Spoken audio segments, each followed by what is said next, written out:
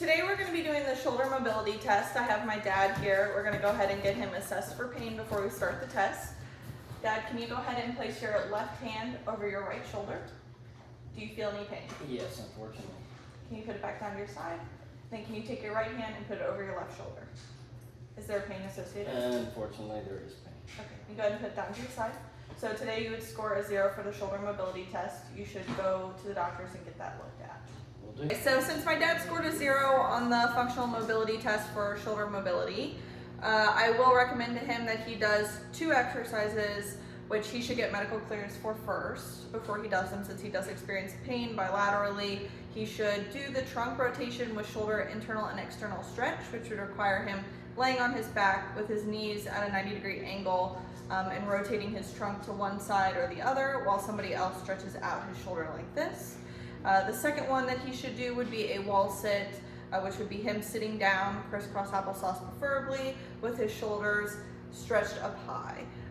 And so you should do those, talk to your doctor about them, and if you do experience any pain, after that you should follow up with them again.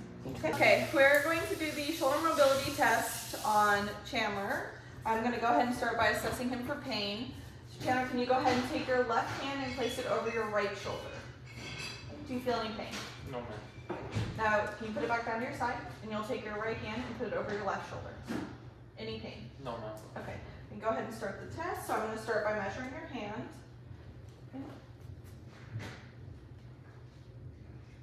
Okay, so you're about 21. Okay, so now the next step is you're going to make a fist with your thumb tucked in. Same thing on the bottom hand. Okay, and you are going to put your left hand behind your head and then your right hand underneath. Turn around. Can you get it any closer? No, that's it? Wait. Yep, get them as close as you can. Make sure your hand still stays in a fist. All right, that's it? Okay. All right, you're at 29. So you would score a 2 because your hands are within 1.5 length of your hand. Okay, now you want to do the other side. So your right hand above and then your left hand below.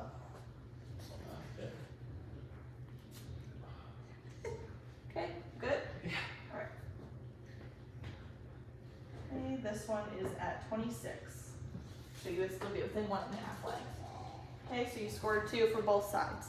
Doing the shoulder mobility test, I have Natalia here. We're going to go ahead and assess her for pain before we start the test. So Natalia, can you go ahead and take your left hand and put it over your right shoulder? Do you feel any pain? Okay, put it back down to your side. You take your right hand and put it over your left shoulder. Any pain? Okay, so we can go ahead and start the test. I'm going to go ahead and start by measuring your wrist. So you're going to flip it over. I'm going to measure from the first crease all the way to your middle finger. We get about 17. Okay, so now that we have your measurement, I'm going to go ahead and have you take your fist, and then, yep, and now you're going to do the other hand with your thumbs tucked in. And if you want to turn around for me, there we go. Okay, and now you can take your left hand, put it over your head, and then your right hand below your back, and try to get your hands as close together while they still maintain in a fist. Okay. All right, I'm going to go ahead and measure in between. Okay, so you're at 16 and your palm length was 17. Okay, and that is for your left side. Now if you want to go ahead and switch and do it the other way. There you go.